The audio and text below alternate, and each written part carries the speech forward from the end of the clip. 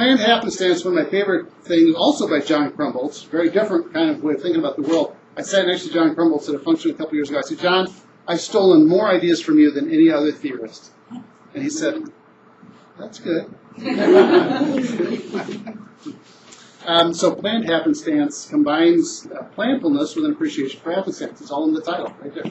And it's based on several meta-analyses over the years or qualitative analyses over the years of people's actual career paths, the stories that people tell about how they got to where they are today. So if we had you tell stories about how you got to where you are today, almost inevitably the story would include some chance encounters or some chance events, or you had some conversation with somebody who said, well, maybe you should go to college, or somebody who said, maybe higher ed would be something worth pursuing, or somebody said something to you that, or you had an opportunity as an undergrad, you ended up doing research because you walked into the wrong room and you were in a study with somebody, and that kind of got you interested in something. These chance encounters, and that's what makes up people's lives, chance encounters. So planned happenstance says it recognizes that people actually move from one thing to the next based on these happenstance encounters. Planned happenstance says a few things. One, can we teach students, can we teach people to recognize that they're in the midst of that right now?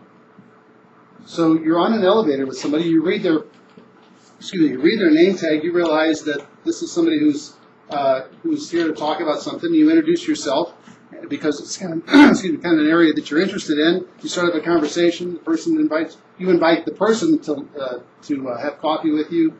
Okay, so you're on that elevator, and you might think to yourself, this is one of those possible happenstance encounters. So recognize it and even make some of those things happen, because those are not going to happen if you're sitting in your room being a good student. They're more likely to happen if you actually look on campus and realize that so-and-so is going to be given a talk, so you go to the talk.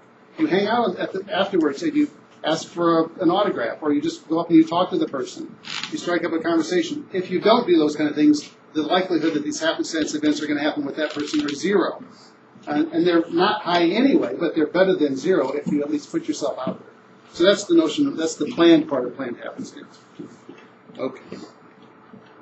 Reinforce the role of chaos, have students identify passive, encourage creativity and planning for happenstance.